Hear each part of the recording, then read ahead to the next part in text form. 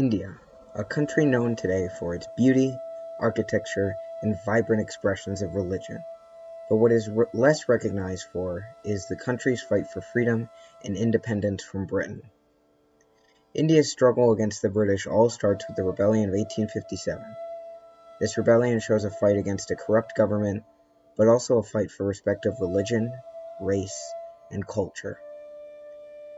In 1857, India was under the rule of the British government. The East India Company was assigned to oversee trade in India, but eventually became seen as a form of government rule in the country. The company also had their own private army, largely made up of sepoys. Sepoys are Indian soldiers fighting for their conquerors, the British. The British were seen as outsiders by the natives and often disliked as tensions ran high between the two groups. On January 24th, 1857, Sepoys heard a rumor that the cartridges that their ammunitions came in contained a waxy casing that was made of cow and pig fat. The tops of the cartridges had to be bitten off in order to get to the bullet. With these soldiers being Hindu and Muslim, the cow and pig are animals that cannot be consumed due to their religion. Therefore, they became enraged by the disrespect of the British towards their religion. Many Indians also felt the disrespect to their culture when the British tried to take a more westernized approach with the country, such as making English the primary language spoken. Hindus increasingly disliked the Widow Remarriage Act of 1856 implemented by the British. This act encouraged widowed women to remarry instead of depending on one lifelong husband like Hinduism encourages. The British also continued to offend the Indian race by seeing them as less than themselves and generally poor while putting Indians out of government and military positions. The rebellion started out small, with one sepoy firing the first shots towards India's independence. It was Mangal Pandey who shot his lieutenant in the back of the head. This started a ripple effect which led to Jamadar Ishwari Prasad, who was ordered to arrest Pandey but refused.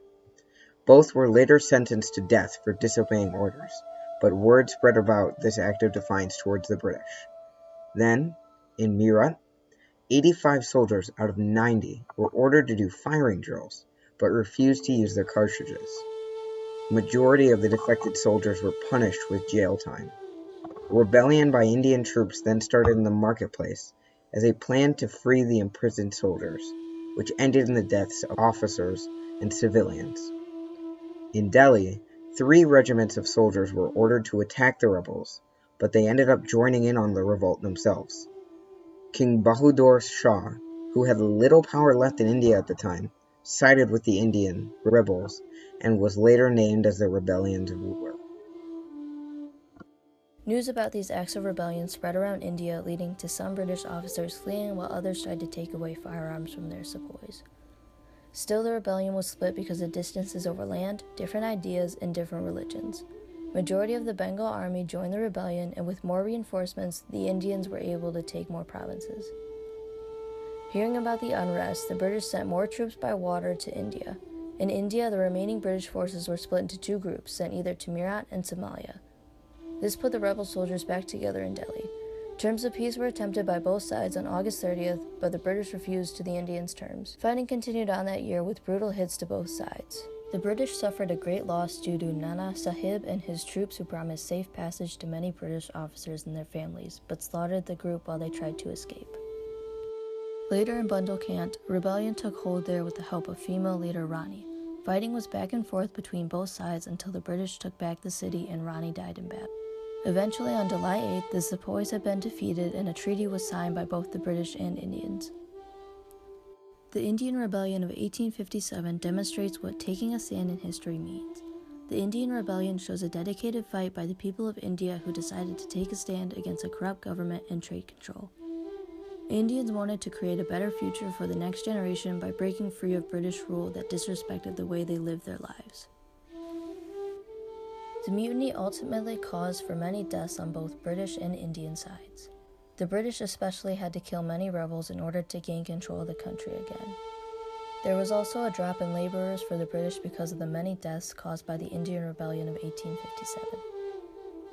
A more long-term effect of the rebellion is that the East India Company was disbanded because the British now realized its unpopularity over its corruption. Instead, the British government took a greater and closer approach to government rule with India. Essentially, the Indian rebellion left the country with death, disease, destruction, and debt.